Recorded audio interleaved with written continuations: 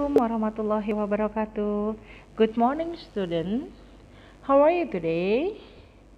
I hope you always healthy and always in protection of Allah Subhanahu wa taala. Oke, Ananda 6E yang Ibu sayangi dan Ibu banggakan. Pembelajaran PLH kali ini kita akan membahas tentang pembibitan tanaman. Standar kompetensi pada pembelajaran kali ini adalah melakukan cara pembibitan sesuai dengan jenis tanaman. Kemudian kompetensi dasarnya, menjelaskan cara-cara pembibitan tanaman, menyenangi kegiatan pembibitan tanaman, dan mempraktikkan pembibitan tanaman. Tema pembibitan tanaman. Sebelum kita memulai menanam, kita memerlukan persiapan dalam pembibitan tanaman.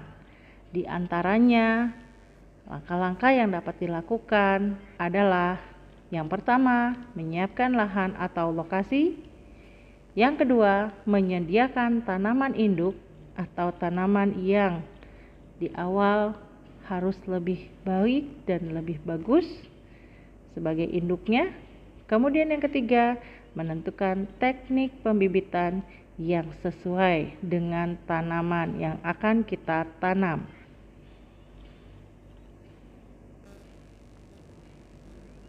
Berikutnya adalah ciri-ciri tanaman induk yang baik.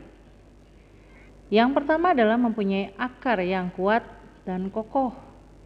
Yang kedua, tahan terhadap serangan hama dan penyakit akar. Yang ketiga, bila tanaman induk merupakan tanaman buah, maka telah terbukti tanaman tersebut menghasilkan buah yang banyak dan bermutu bagus. Selanjutnya adalah cara perkembangbiakan tanaman. Cara perkembangbiakan pada tanaman terbagi menjadi dua, yaitu secara vegetatif dan secara generatif. Perkembangbiakan vegetatif dibagi lagi menjadi dua macam, yaitu vegetatif alami dan vegetatif buatan.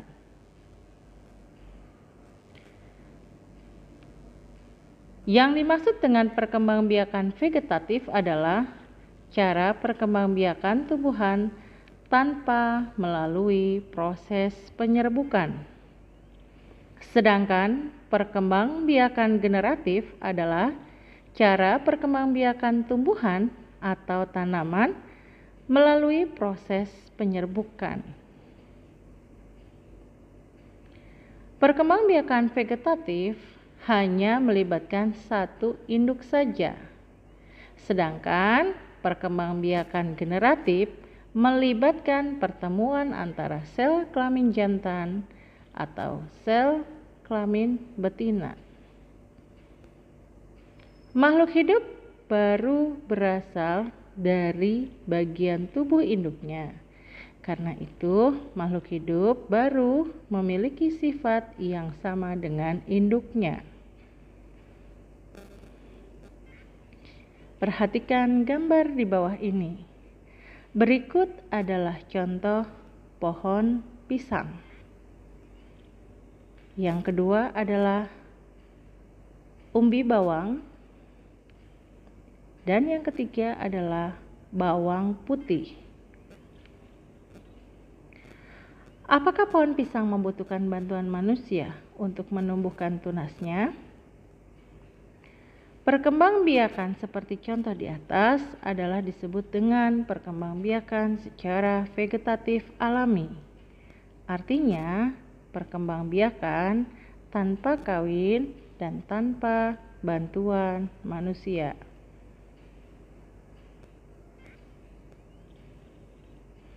Selanjutnya, perkembangbiakan vegetatif alami. Macam-macam perkembangbiakan vegetatif alami pada tumbuhan adalah yang pertama dengan tunas.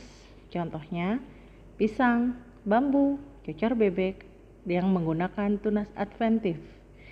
Yang kedua adalah membelah diri, contohnya adalah ganggang hijau. Yang ketiga adalah spora, contohnya tumbuhan paku, jamur. Yang berikutnya adalah rizoma atau akar tinggal, contohnya adalah rimpang jahe, lengkuas, temulawak, kunyit. Berikutnya adalah umbi lapis, contohnya bawang merah, bawang putih, bawang bombay. Contoh umbi batang adalah ubi jalar dan kentang. Contoh tanaman yang mengeluarkan umbi akarnya adalah wortel. Dan yang terakhir, perkembangbiakan vegetatif yang menggunakan geragih adalah stroberi, rumput teki, dan arbei.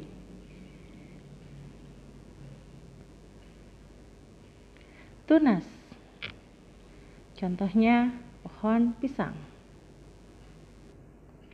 Kemudian membelah diri, ini adalah gambarnya dari ganggang hijau. Spora, berbentuk biji dengan ukuran yang sangat kecil, dan spora disimpan dalam kotak spora yang disebut dengan sporangium.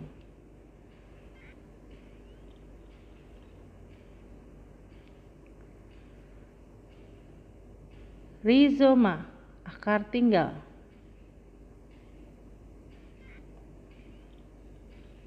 Umbi lapis, umbi akar, umbi batang. Dalam hal ini, contoh dari umbi lapis adalah bawang putih. Contoh dari umbi akar adalah singkong. Dan contoh dari umbi batang adalah kentang. Geragi, salah satu contoh adalah pohon stroberi. Disebut apakah perkembangbiakan tumbuhan yang membutuhkan bantuan manusia? Yaitu perkembangbiakan vegetatif buatan. Perkembangbiakan vegetatif buatan terdiri dari cangkok, stek, okulasi, mengenten, merunduk. Kita masuk pada perkembangbiakan vegetatif buatan. Cangkok. Gambar berikut adalah gambar bentuk cangkokan dari sebuah pohon mangga yang dicangkok secara sengaja dengan bantuan manusia. Proses pencangkokannya dapat dilakukan dengan mengerat bagian batang, mengeringkan kambiumnya, kemudian menempelkan tanah atau media tanam, kemudian membungkusnya, memberi lubang udara dan airnya, kemudian mengikatnya. Stek biasanya dilakukan pada tanaman singkong. Batang yang akan ditanamkan lagi ini akan dibuat secara runcing, dan dalam prosesnya akan cukup memakan waktu yang sangat singkat, yaitu dengan cara ditancapkan ke tanah. Okulasi. Okulasi artinya menempelkan mata tunas. Jadi apabila ingin melakukan okulasi, bagian tumbuhan yang akan diokulasi atau ditempelkan akan dikerat kulitnya sedikit, kemudian dibuka bagian batangnya, kulit kayunya, kemudian ditempelkan tunas atau mata tunas, dan kemudian akan ditutup kembali dan diikat dengan tali dan beberapa penutupnya, dan ditunggu sampai tanaman baru muncul atau tumbuh. Mengenten atau sambung pucuk.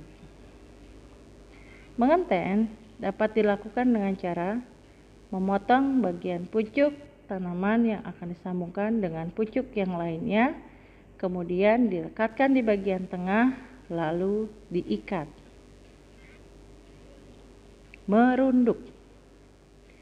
Merunduk ini biasanya dilakukan pada tumbuhan atau tanaman yang merambat seperti stroberi dan rumput teki. Apabila ingin melakukan untuk menambah keturunan, artinya tanaman baru ya dari induknya, maka cukup menanamkan atau memendam bagian batang dari tanaman yang menjalar tersebut ke dalam tanah, dan nantinya akan menghasilkan akar baru. Selanjutnya adalah perkembangbiakan generatif. Perkembangbiakan generatif membutuhkan proses penyerbukan antara sel jantan dan sel betina. Sel kelamin jantan pada tumbuhan adalah benang sari, sedangkan alat kelamin betina pada tumbuhan disebut dengan putik. Hal ini kita pelajari juga di fokus pembelajaran IPA. Bagian-bagian bunga. Bagian-bagian bunga terdiri dari daun mahkota, kepala putik, kepala sari, tangkai putik, tangkai sari, bakal buah, bakal biji, dasar bunga, daun kelopak, dan tangkai bunga. Ini merupakan bagian-bagian dari bunga. Apabila ada bunga yang terdapat bagian-bagian pada gambar, maka bunga tersebut dinamakan bunga lengkap karena terdiri dari sel kelamin jantan yaitu benang sari dan sel kelamin betina yaitu putik. Macam-macam penyerbukan. Penyerbukan dilakukan dengan cara penyerbukan sendiri, penyerbukan tetangga, penyerbukan silang. Biji. Biji tumbuhan dibedakan menjadi dua jenis, yaitu dikotil, biji berkeping dua, contohnya mangga, kacang, dan lain-lain. Yang kedua, monokotil, biji berkeping satu, contohnya padi, gandum, jagung, dan masih banyak lagi. Oke, demikian materi PLH, kurang lebihnya mohon maaf. Kita akhiri dengan hamdalah, alhamdulillahirabbil alamin. See you next time. Assalamualaikum warahmatullahi wabarakatuh.